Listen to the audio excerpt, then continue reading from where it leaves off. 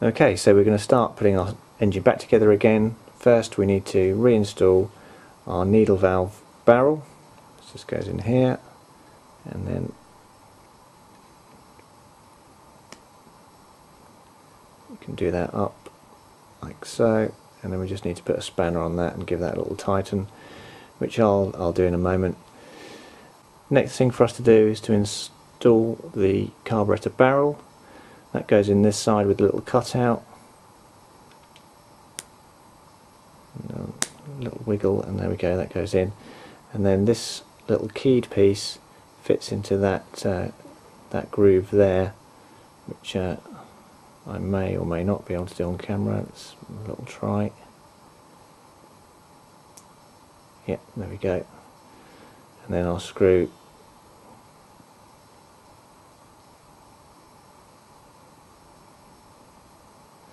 like so. We can tighten that up.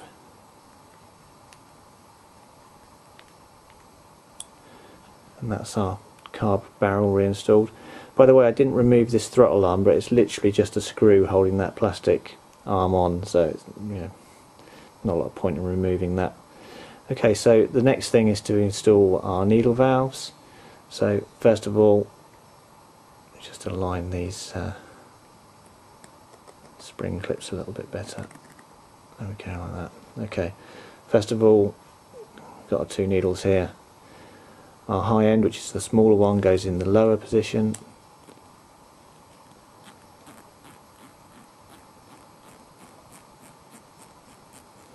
Like so. Mid-range in the upper hole.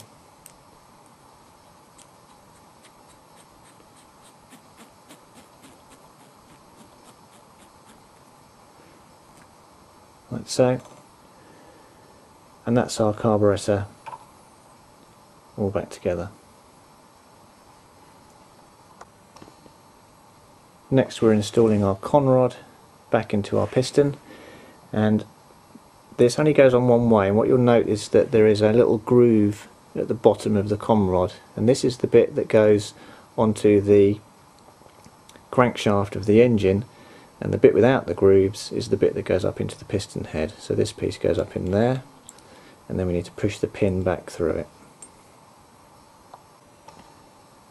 Okay, so there we have the conrod reinstalled onto our pin, and then if you look very closely you can see that there's like a little groove one side inside that recess that the spring clip goes into, and with needle nose pliers you need to put that back into that hole just to hold everything in place. Okay, and there we have our pin reinstalled. Okay, having rebuilt our piston, we need to put our crankshaft back into the engine, and it's just a simple case of dropping it through.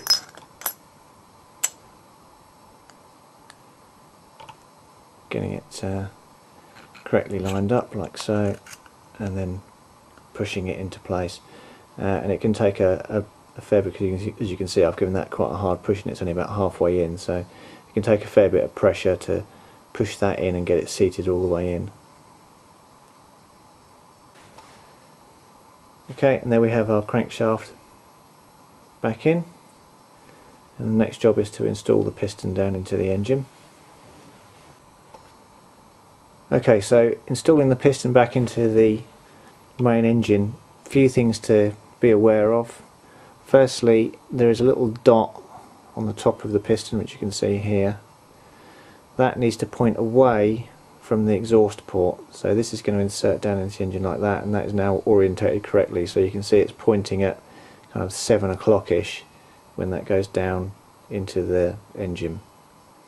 Also, if you look on the side of the piston here, where this little dot is, you'll see there's a little pin in the gap in the piston ring here, and that gap has to be aligned with that pin so that when the piston goes down inside the cylinder, the ring closes around that little pin.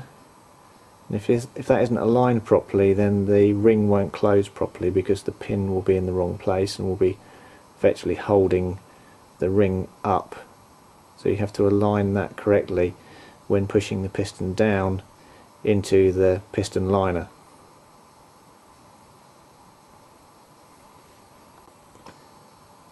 Okay, so there we have the piston installed, and it's on, crankshaft is on our main engine drive shaft, and if you look closely here you can see that the ring is aligned with the pin there, and with all that in place we can get our liner, and that needs to insert down into the engine. Okay, now when we insert our liner, what you'll notice is that the liner itself has a little groove in it here, and that needs to line up with the pin on the top of the engine there. So the orientation will be around like that, and we can just line it up on our piston like so, and then that pushes down, and then we need to just twist it slightly to get the pin into that slot, and then it pushes all the way down like so, and that's our liner in place. That pin is in the correct place, and we know that the pin that was in line with that little dot down there on the piston ring is also in the right place, and that's the liner and piston installed into the engine. So the next thing for us to do is to get both our back plate and our head block, cylinder head, installed back onto our engine. Okay, so there we have the cylinder head installed. Next, putting the back plate on. It's not keyed on the inside, but if you look on the outside there's a little step in it, and that goes towards the top like so. Okay, so there we have our back plate in place. The next thing we need to do is install our carburettor onto the engine. We have the carb here that we put together earlier, and we use these two long bolts in order to secure it in place.